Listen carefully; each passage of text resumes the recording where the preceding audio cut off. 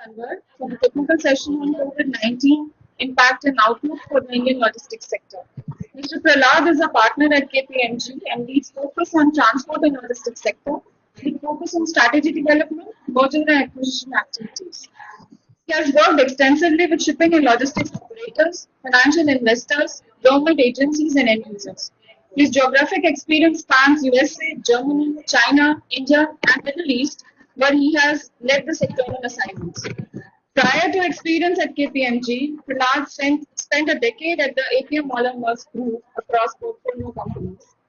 He is an anthropology major from St. Xavier's, Mumbai, and an alumnus of Indian Institute of Management, Bangalore. Welcome you, sir. Thank you, Shruti. Good morning, everyone. And at the outset, I'd just like to thank CI Institute of Logistics for organizing this unique webinar, a distinct shift from the traditional events that CI Institute of Logistics does. And it's good to see this now on a digital platform. We had a very interesting inaugural session, and we had some illustrious panelists. We had Sri Pawan Kumar Agarwal, we had Sri Anil Srivastava, we had Mr. Dinesh, Rizwan, and Professor Jannat Shah. And I think what they've done is they've laid a very interesting foundation, and particularly from the perspective of the regulators and the government. I think at a time like this, very important to get an insight into how the regulators are looking at responding and reacting to the sector. Over the next 30 minutes, I'm going to focus on the theme of the event today, which is essentially COVID-19, the challenges and outlook for the Indian logistics sector, with specific focus on three themes, which are deglobalization, digitization, and consolidation. All three very important themes which we anticipate will play out over the next several years. Some of them would be immediate, some of them would be longer term. The way I'm going to structure my presentation is I'm going to spend maybe the first 20 minutes talking through the slides and the global research that we have. Within the KPMG network, transport and logistics is a very critical sector, and we've had the opportunity to derive and accumulate information from our network across the world. I'm going to talk a little bit about what's happening in the global arena, because at the end of the day, the transport and logistics sector is a global industry. It's not just domestic. You know, when we look at shipping, when we look at ports, when we look at aviation, we look at freight forwarding, all of these are very globalized businesses. It's very important to get an insight into how the crisis is impacting our business globally. And then we'll also take a deep dive into the impact and outlook for various sub-segments within logistics, very much here in India. I'd like to start off with a very interesting quote that I picked up a few days ago as part of one of the global calls with the world's largest, one of the world's largest transport logistics companies. And this is a quote that was stated by their CEO and chairman, which says that the crisis that we're currently looking at is the most significant that he has experienced. And this gentleman is 67 years old. He's been part of the industry for almost half a century. However, the silver lining from his perspective was that given technology and given the global pace of information, we are far better prepared to address the challenge today than we've ever been before. But I think this quote also sets the mood for my session. I think we're going to talk about and be very straightforward about some of the challenges that are anticipated, and also what the silver linings could be for companies as we emerge out of this crisis. Now, before we dive into this, there are 5 key themes that are very important to highlight at a time like this. And I say this because over the next few months and over the potentially the next couple of years, there are 5 or 6 key points that are going to keep coming up, right, in terms of what the industry is confronted by. I think the first is what we're calling operational and top-line risks for all modalities.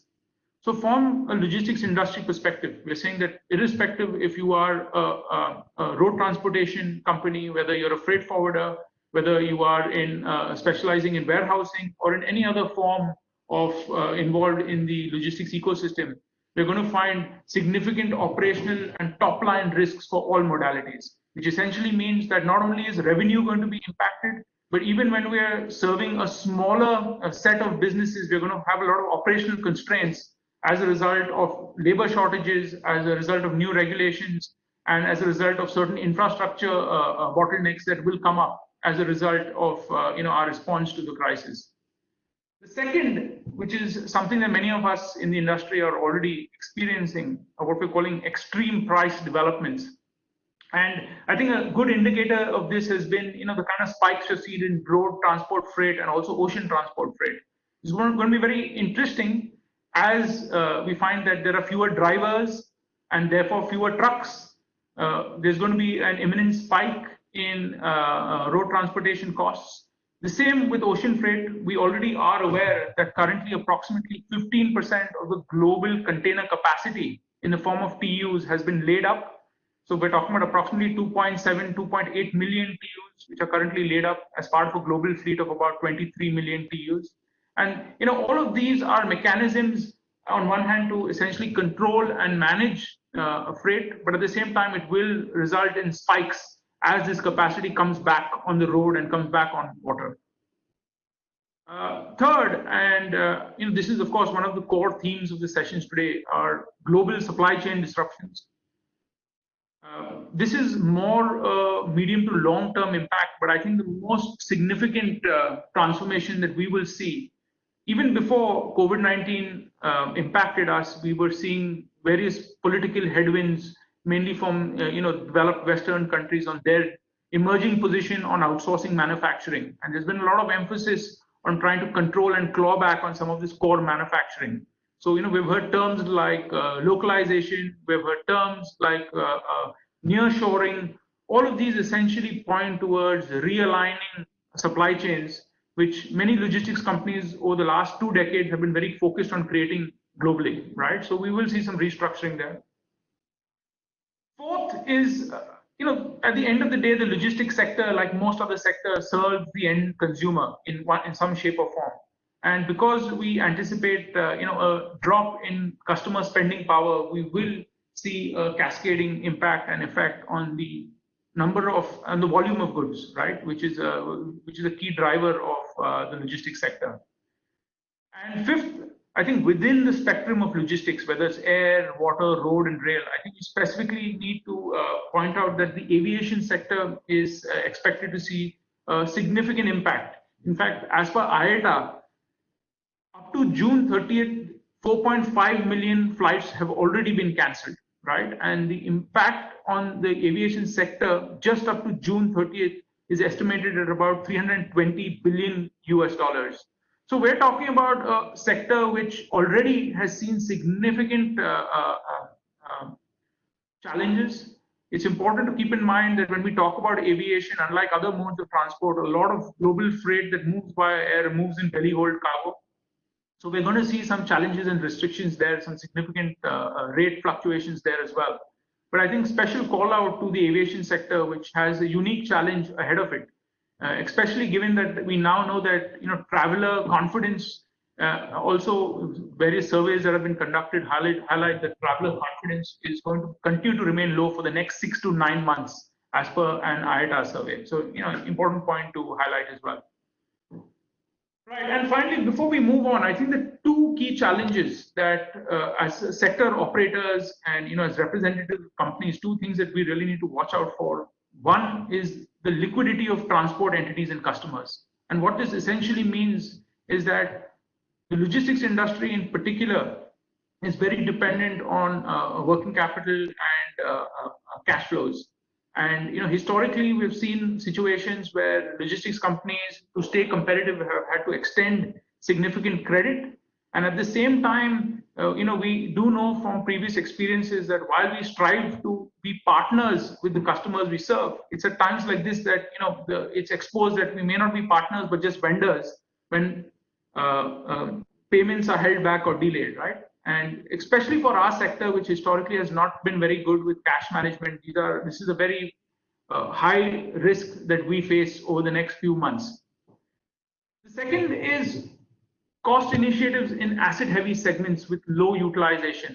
And obviously the logistics sector has various different types of players, but the view is that those players that have recently made significant capital investments in developing infrastructure, will currently face significant headwinds, because obviously they need to recover the costs and expenses made in developing this new infrastructure, and at a time like this that becomes increasingly challenging. So, with that kind of context, let me quickly move on, right? And once again, let me just bucket from looking forward, what are the three major challenges that the industry will face? As I mentioned earlier, top line risks, which essentially means decline of demand through widespread supply chain disruptions. Now, we'll talk about this a little bit later. Essentially, for the logistics sector, we are able to measure a top line risk or impact on revenue by taking a closer look at the industries that we serve. So, whether that is automotive, whether that is the FMCG sector, whether that is consumer electronics, commodities, any such industry, right? The second is operational capability. As I mentioned earlier, we're already seeing issues with availability of drivers, availability of trucks, labor, which is a major important factor for the transport logistics sector. There will be some shortcomings. The second aspect around operational capability is also new regulations, right? So as we talk about new cross-border policies to ensure safety and hygiene, and also from a last mile logistics perspective, one of the only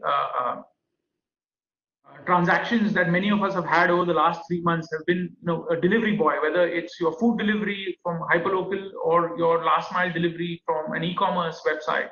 I think there are going to be a lot of new regulations and norms around that transaction as well to maintain and secure the safety of both the delivery individual as well as the end customer.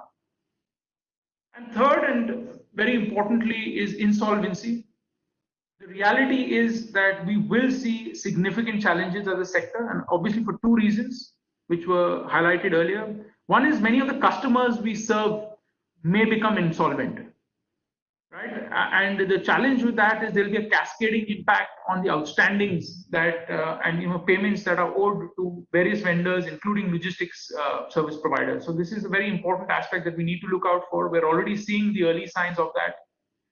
The second point, again, is also going to be challenges faced by large logistics companies themselves, who historically or currently are not very good at how they manage their cash or the way their working capital is structured. So to sum up, these are three key areas that are going to be increasingly important for logistics companies to consider over the next few months and potentially a year or two. All right. So with that, let's take a quick snapshot on what's happening on the global front. I'm just going to take a moment to explain this slide to you. There are two graphs on this slide. The graph on the top essentially covers the performance across 5 global indices which track transport and logistics on the performance of transport and logistics companies, right? So the upper graph, and this is very recent data, its validity is up to towards the end of May 2020. What you will see on the upper graph essentially is starting from 2016 up to 2020, logistics companies have been gradually growing. This is again 5 indices. Let me tell you what these indices are. These are the Bloomberg World Transport Index, the Bloomberg World Airlines Index, Bloomberg Shipping, the Morgan Stanley World Infrastructure Index, as well as the Morgan Stanley Global Rail and Road Index, right? And this covers something like 48 different logistics stocks of logistics companies. And what you will see right towards the end of the upper graph is that dip, which essentially indicates that COVID-19, and it highlights rather the impact that COVID-19 has had on the sector. As of May 20th, the cumulative impact was approximately a decline of 27% as a result of COVID-19, which is a significant impact. And we'll talk about that a little bit later when we take a similar look at what's happening in India. The lower half of the slide is a more zoomed in focus on that last bit. which essentially indicates how these stocks really have performed. And you'll see that they've kind of come from about 480 odd cumulative points to about 390 basis points, right? So significant impact in the first 3 months. However, the good news is we're already starting to see a recovery in the last few weeks, and hopefully that will sustain and continue to gradually grow over the next few months. All right, now when we talk about transport and logistics and we talk about what are the key drivers, we cannot forget the role of fuel and oil prices. And what we have here is again two very important indexes, right? One is the Brent crude, which is the European index, and the Western Texas Intermediary, which is used in the US to track the oil and the fuel markets. I think what again you'll see here is the upper part of the graph indicates the long-term view over the last 5 years, whereas the lower graph indicates the last few months really, and what the impact has been the last 4 or 5 months. Now, this is particularly relevant from two perspectives. One is from an economic perspective, and the second is from a logistics operations perspective. The reason why it's important from an economic perspective is because India's largest import commodity, approximately 35% of India's total imports in terms of value, is POL, which is petroleum, oil, and lubricants, right? And while that should be a positive to us, especially since the value of this import commodity has fallen significantly, but the challenge is on two hands. One is that, interestingly, and a little known fact, is India's largest export commodity by value also is petroleum derived products, right? So from an economic perspective, I think while there's should be an benefit on import, it's kind of netted out because of the exports that we have, which are dependent on petroleum products. I think the second point is also that unfortunately we do not see the trickle down of this drop in oil price when it comes to actual logistics operations, and that's because of various taxes and various other elements. So this is an important factor to keep in mind, especially as logistics costs can be as much as 60% of rather oil cost could be approximately 60% of the operating cost, especially in shipping, even in aviation in some cases. I will move forward, and the next slide is actually the most interesting indexes of them all, and let me just take a moment to explain this index to you. What we have here is the Global Purchasing Managers Index, right? And again, this data is valid up to May 2020. The PMI, or the Purchase Managers Index, has historically served as an excellent indicator of a country's business and manufacturing health. Now, it is an index of prevailing direction of economic trends in manufacturing and services sector based on a survey by seasoned, experienced senior purchasing executives. So these are essentially individuals and organizations that have a very good understanding of what is the best area to source from for particular commodities. And this is a blended survey which has been carried out for the last 5 or 6 years, and particularly useful at a time like this, right? What it does is that it summarizes market conditions as viewed by purchase managers and indicates expansion, contraction, or a status quo. This data shows manufacturing sentiment across 4 regions, right? So we have the USA manufacturing index, which is the dark blue line on this. We have the China manufacturing index, which is the purple. We have the Eurozone, which is the teal color, and we also have the global blended index. And thrown in there in orange, we have India's manufacturing PMI. Now, this is particularly important because over the last few months, as a result of the pandemic, there's been a lot of discussion around how India can capitalize on, the general sentiment against going against our neighbor at this point in time. But what this graph really shows is what the purchase managers, so the people who actually make the decisions, what they think or what they believe, right? And it's very important for us, especially as logisticians, to take a moment to reflect on this. The PMI, just to give you all a sense, is built around 5 components.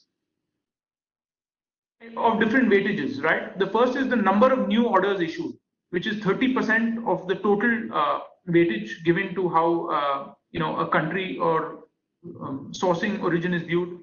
The second is manufacturing output. The third is employment generated. Fourth is suppliers delivery times. And fifth is stock and items purchased, okay, in terms of number. So it's a very comprehensive scientific index.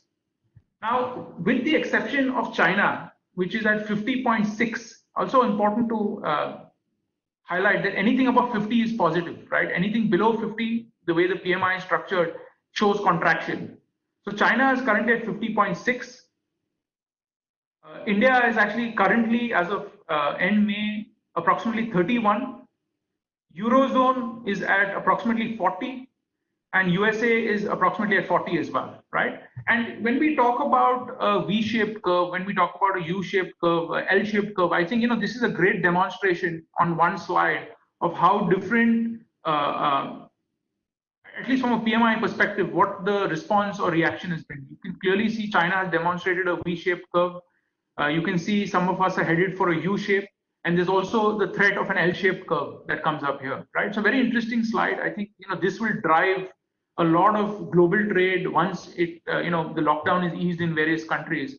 I think it's very important that we continue to work towards getting that orange line up. Fortunately, we're already seeing a little bit of recovery there, and I think very important that we work towards that. And clearly, with the new stimulus package that has been launched by the government, and the new campaigns, we should see some quick benefits impacting how India responds. All right. Okay, the next slide, just moving on, and this is a unique slide. What we have on this slide is really two squiggly lines, right? The purple squiggly line is essentially a synthesis of all the logistics companies that are currently listed in India. So we have approximately 25 or 26 logistics companies today. And what we have here is their performance benchmark against the BSE 500. This is very current. It's as of 3rd June 2020, and we've been tracking this on a weekly basis. Now, let me tell you, looking at the stock price of a company is never the best indicator, but it is definitely a good indicator of the sentiment and also how logistics and transport logistics companies are stacking up from an investor sentiment versus some of the other industries, right? So, one thing for sure is markets have fallen in the last few weeks. Fortunately, we've seen a significant rebound. But let me talk a little bit about what has been happening in the market and the BSE 500. So the sectors that have really been the laggards over the last few months have been the BFSI, which is the Banking Financial Services Index, which is down by approximately 40%. We have the hospitality sector, which understandably is down by 55%. We have real estate, which again is down by about 49%. And the drivers who are setting the benchmark in terms of growth at this point are again understandably healthcare, which is at 10%. The FMCG sector, which is perennially fairly solid at about 16%, and technology, the IT sector, which is about 22, 23%, right? So that really gives you a composition of this 15% dip that we've seen over the last 4 months. However, if you look at logistics companies, we're currently closer to 30%, which is almost double down over what the BSE Sensex is, right? And once again, this purple line is actually a synthesized average of approximately 26 companies. And these are all companies that have a market cap of over 100 crores.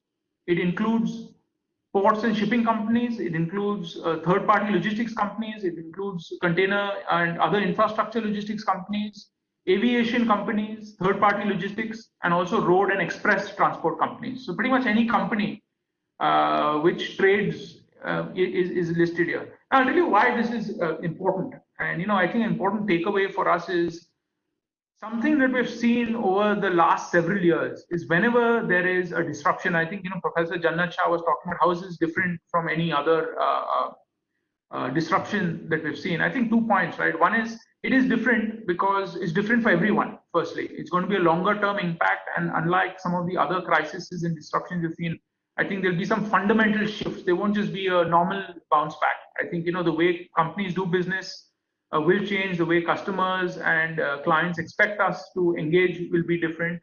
But I think what's pertinent from a logistics company perspective is clearly that.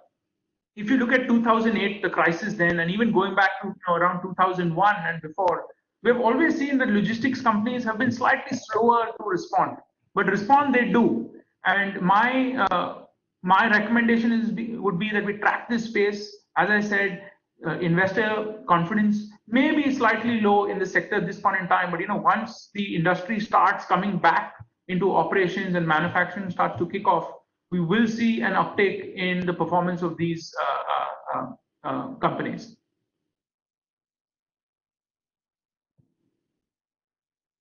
Okay, I think now coming to another very important aspect of our discussion, and as I mentioned before, we're going to see top line and operating risks.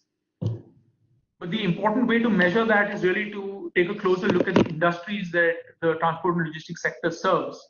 What we have here is approximately 8 different industries, and the impact for various sectors has been measured across 4 key parameters. Demand shock, which is what is the contraction essentially for the demand for that product. Secondly, the supply shock, which is can that industry supply manufacture develop at a time like this, and what is the impact outlook on that? And finally is the liquidity shock, right, which is cash and liquidity constraints to keep the business going. And finally, we also have labor shortage, which is the 4th element, very important to consider, especially for the transport and logistics sector. And the first column is really a summary of how we see at this point in time, and at least till for the next 6 months, how we see various sectors being impacted as a result of COVID-19, right? So clearly, you will see auto and auto components. I think the simple point with the auto components is that this sector, as we all know, has already been facing headwinds for a while now, even before COVID-19 emerged. Unfortunately, many of the auto supply chains, manufacturing are located in red zones around Pune, Gurgaon, and Chennai. So that's going to be challenging. Consumer and retail, we expect will bounce back.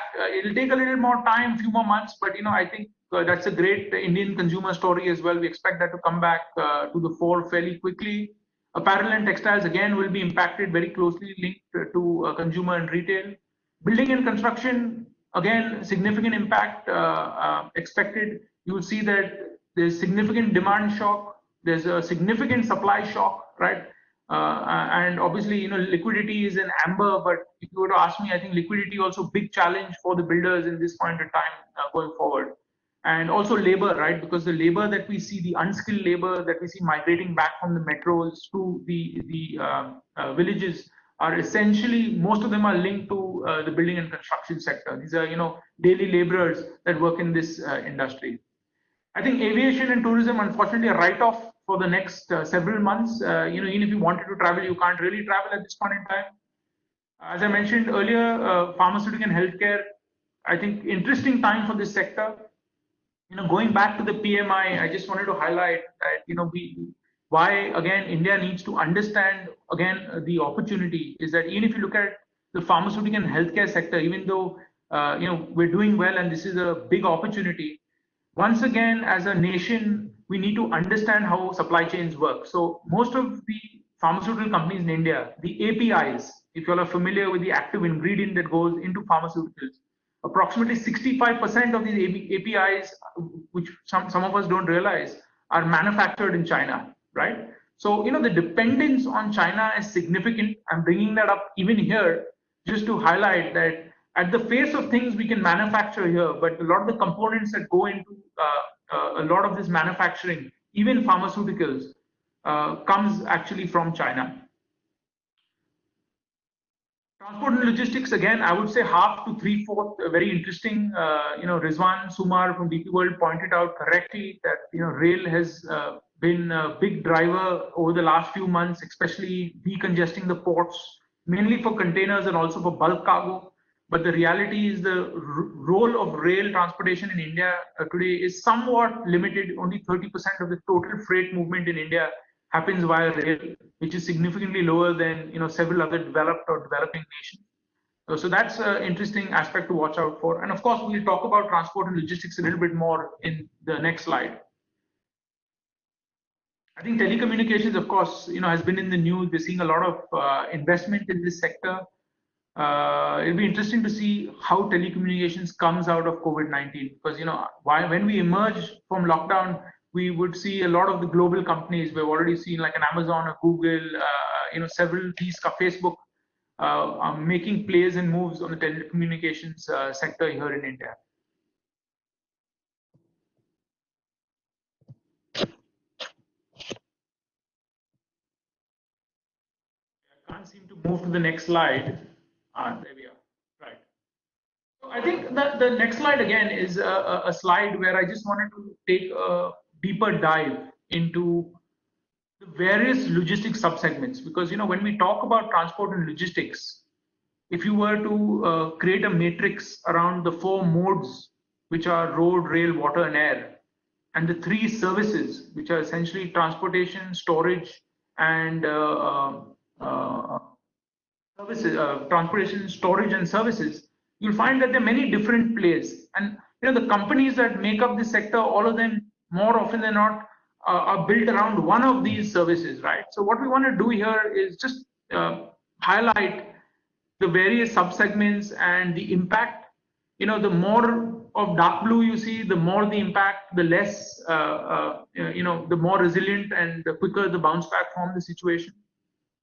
If you look at transportation, road transportation is the lifeblood of the transport logistics sector in India. As much as 65% of all freight movement in India happens via the road networks, and the expectation is that once these driver shortage issues and other challenges are sorted out, road transport should and will bounce back reasonably early. Rail, as was indicated, has not been as severely impacted and is very important mode at a time like this. Very efficient way of evacuating large volumes of cargo with very limited interventions between people or committees. Ports, again, a mixed bag with ports. The reality is that ports, the major ports are essential services. While we see a lot of movement on the bulk side of ports, which is actually the significantly larger chunk, on the container side, the anticipation is that there will continue to be challenges. There will be congestions, and not just that. I think we're also going to see a lot of issues with shipping lines skipping port calls, right, as a result of the congestion, which is again a significant issue and something to watch out for. Air, as we mentioned previously, significantly impacted, specifically because with the flights being grounded, a lot of the belly hold cargo space, which is essentially used for air transportation, is currently not available. We've also seen significant spike in air prices at this point in time. Then we move to storage, and storage is particularly interesting, right? Because the Indian transport logistics sector, any case historically, warehousing or storage was not given the importance that it required. It's actually only been in the last 3-4 years that we're seeing significant investment in creating new warehousing and storage infrastructure. The migration from B and C category warehouses, or traditional godowns, to now modern A and A plus category warehouses. And also CFS's, ICDs, free trade warehousing zones, and cold chain. I think the only point I'll mention here is that the challenge that we're going to see with warehousing is twofold. One is that in the last couple of years, there's been significant investment and development of high quality warehouses in India, right? And while this will be a promising area in the long term, because of the operational constraints that I was mentioning earlier, we may see limited migration from the B category warehouses to the A category warehouses for the next 6 to 9 months. Given that the laborers, given that it's a significant operational initiative to actually move your warehouse from one service provider to another service provider at a time like this. CFSs and ICDs, we are familiar. CFSs anyway have been facing headwinds with the direct port delivery regulation. ICDs, again, I think, there will be challenges, and there are challenges around congestion at some of the ICDs at a time like this. Free state warehousing zones and cold chain will continue to have interesting play that is evolving over the next few months and years. And finally, logistics services. Contract logistics, which is essentially your 3PL contracts, your integrated contracts. The reason we're saying this will be impacted is, once again, because of the impact on the user industries, which I had highlighted in the previous slide. We feel that there'll be very few RFQs that will come out at a time like this. So the next 6 to 9 months, the expectation is that companies would rather work along with their incumbent service providers rather than launch RFQs, keeping in mind all the challenges. Freight forwarding, again, impacted by global shipping and aviation. And road express and e-commerce logistics, we believe, will be impacted to a lesser extent because these will be the first to bounce back once the lockdown eases. I also wanted to share some numbers. Since we are a team of analysts, we look at this sector very closely. What I have here is, to actually bring some numbers to some of the trends that I've been indicating. Once again, you'll see that the way we've segmented it is that there are 3 different segments: transport, storage, and logistics services. The market size, the sub-segment, of course, what the compounded annual growth rate has been for the last 5 years, from FY 15 to 20, and also the impact that we currently anticipate in up to FY 21, right? So you see significant impact all the way from 5 to 8% at the low end for e-commerce to as much as 55 to 60% for domestic and international air freight, right? But I think the key takeaway here is that there's a lot of red over the next 6 to 9 months. What we've also given here is a long-term view. You'll see that India, given the growth levers being strong, will bounce back. And on the extreme right column, we have the indication of where we expect these sub-segments to be in the next 5 years. And that brings me towards the end and essentially leading on to what the theme of the session is.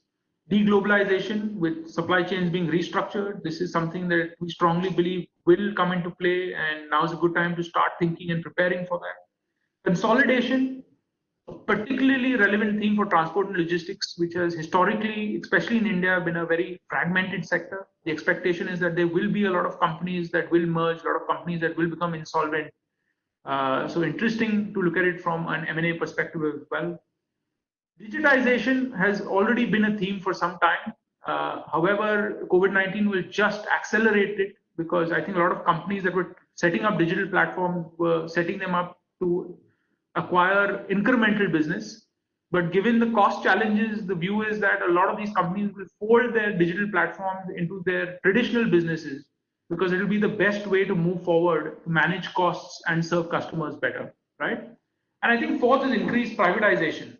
The view is that, especially from a government perspective, a lot of these stimulus packages that the governments are putting out will be driven by divestment in certain assets. We already know that 2 of the largest, government-owned entities are or have been on the block even before COVID-19 struck. But the view is that there will be emphasis on divestment in similar companies in the next few months. And finally, looking forward at the opportunities and outlook. My last slide is, for the transport logistics sector, cash is very important that we manage our cash flows better at this point in time. Second, very important for logistics companies in India to consider moving to a variable cost model. Third is how we can leverage data, because logistics companies have historically been very rich with data. We have a lot of information, how we can use that better. Fourth is how we take advantage of this shift towards localization, which will restructure supply chains, and the companies that are able to move quickly to take advantage of this, it will serve them well. And finally, digital gets a real push. We will really see acceleration in digital technologies and, more importantly, initiatives over the next few years. Thank you. That's it from me. Not sure if we have time for questions and answers, but happy to take those now or later. Thank you, Mr. Prahlad. It was a very interesting session. on how we move on from deglobalization to privatization and digitization. As we're running short of time, I had just one question here from Mr. Kannan. Actually, you have already summed up this question, but still, what one change is desired in the logistics world post COVID to trigger demand? That is question from Mr. Kannan. Well, I mean, interesting question. Thank you for that question. So I think the biggest lesson or learning for us as logistics companies, right, and logistics service providers, is we need to get better with how we manage our business and our cash. I think what has happened in the logistics sector over the last 7, 8 years is that the sector has forced to extend unreasonable credit and almost bankroll various businesses. It's almost become a norm. There's a whole generation now which has been inducted into the sector that believes that giving better credit or relaxed credit terms is a competitive advantage. I think that has always been questionable, frankly, and I think COVID-19 is a reality check, and it will just improve the way logistics companies hopefully will look at providing businesses and extending credit and cash management.